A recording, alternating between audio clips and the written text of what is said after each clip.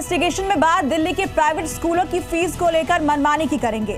दरअसल आज दिल्ली सरकार ने स्कूलों के नए सेशन के लिए एक नोटिफिकेशन जारी किया, जिसमें प्राइवेट स्कूलों को फीस नहीं बढ़ाए जाने का आदेश दिया गया है। लेकिन जब हमने इस मुद्दे पर सरकारी नोटिफिकेशन की पड़ताल की तो पता चला कि बढ़े हुए फीस को लेकर बच्चों के माता पिता आज भी एक बड़ी लड़ाई लड़ने को मजबूर हैं। विद्यालय यानी आज के स्कूल को लेकर कहा जाता है कि यहाँ देश का भविष्य तैयार होता है। स्कूलों की चार दीवारी में एक बच्चा शिक्षा और अनुशासन का पाठ पढ़कर जिंदगी की कठिन परीक्षा के लिए तैयार होता है। लेकिन आज आधुनिकता की अंधी दौड़ ने स्कूलों की परिभाषा को बदल दिया है। आज बच्चों के कंधों पर बस्ते का बोझ है तो माता पिता के कंधों पर मोटी फीस का बोझ। स्टूडेंट के शरीर पर बदलते यूनिफॉर्म की मजबूरी है तो पेरेंट्स की जेब पर खर्चों की मजबूरी। यानी कुल मिलाकर आज की तारीख में स्कूल मैनेजमेंट एक सेट बिजनेस मॉड्यूल के जरिए पढ़ाई लिखाई का जो धंधा चला रहे हैं उसने मिडिल क्लास परिवारों की कमर तोड़ दी है। ये सब के सब स्कूल आपके नो प्रॉफिट नो लॉस में रजिस्टर्ड हैं। अगर आप इनके बुक ऑफ अकाउंट्स को रिव्यू करेंगे तो आपको दिखाई पड़ जाएगा कि स्कूल लगातार बच्चों से ली गई फीस को सोसाइटीज़ में ट्रांसफ़र करते हैं। दिक्कत सर ये है कि नया एक्ट आने के बाद भी फी रेगुलेशन का, उसके बाद भी बच्चों पे कोर्सिव एक्शन हो रहे हैं। जो अकाउंट्स अगर इसके हम देखते हैं तो उसके अंदर जो लीगल एंड फीस है वो 10-10 लाख रुपए 9-9 लाख रुपए वो डली हुई है हर साल। ये व्यथा सिर्फ दिल्ली के 2-4 अभिभावकों की नहीं है बल्कि देश के करोड़ों पेरेंट्स की है।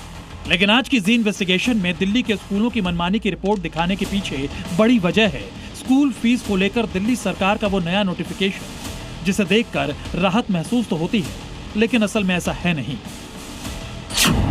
दरअसल दिल्ली सरकार ने साफ किया है कि मौजूदा सत्र 2025-2026 में किसी भी स्कूल में फीस नहीं बढ़ने दी जाएगी। स्कूल वही फीस ले सकेंगे जो वो 1 अप्रैल 2025 तक ले रहे थे। अगर किसी स्कूल ने इस साल पहले ही फीस बढ़ा दी है तो बढ़ी हुई रकम कानून के हिसाब से जांच के दायरे में आएगी और जरूरत पड़ने पर उसे वापस भी करना पड़ सकता है।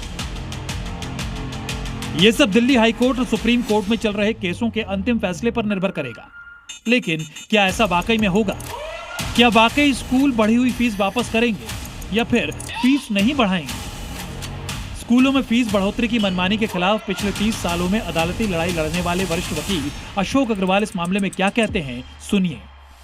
इसका मतलब यह है कि कोई भी मुनाफा आप नहीं कमाएंगे, लेकिन हो ये रहा है कि कितने लोगों ने अपनी फैक्ट्रियां बंद कर दी हैं और स्कूल खोल लिए हैं, इसलिए वो सब मुनाफा कमाने के लिए हैं। तो जितने भी आज स्कूल चल रहे हैं वो सब मुनाफे की दौड़ में हैं और जबकि कानूनी प्रोहिबिटेड है। तो अब ऐसी स्थिति के अंदर उन सब की कोशिश ये रहती है कि जितना से ज़्यादा पैसा पेरेंट्स की जेब में से निकाला जाए वो निकाल लो। आपको जानकर हैरानी होगी कि आज दिल्ली सरकार की तरफ से जारी नोटिफिकेशन भी एक तरह से सरकार की हार और स्कूलों की मनमानी की जीत है, क्योंकि फीस मुद्दे पर सरकारी पहल का फरमान दिसंबर 2025 में लाया गया था और इस कानून को 1 अप्रैल 2025 से लागू करने की बात कही गई थी, जिसके बाद इस कानून के खिलाफ स्कूल पहले हाई कोर्ट और फिर सुप्रीम कोर्ट गए थे।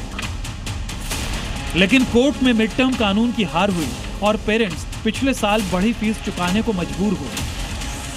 25-26 की फीस जो है वो high court supreme court decide करेगा।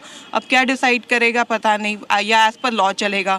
दोनों ही बातें अपने आप में कॉन्ट्राडिक्टरी हैं। कौन से मैटर में डिसाइड करेगा, क्योंकि देयर आर मल्टीपल मैटर्स जो हाई कोर्ट सुप्रीम कोर्ट में इस इश्यूज में पेंडिंग है।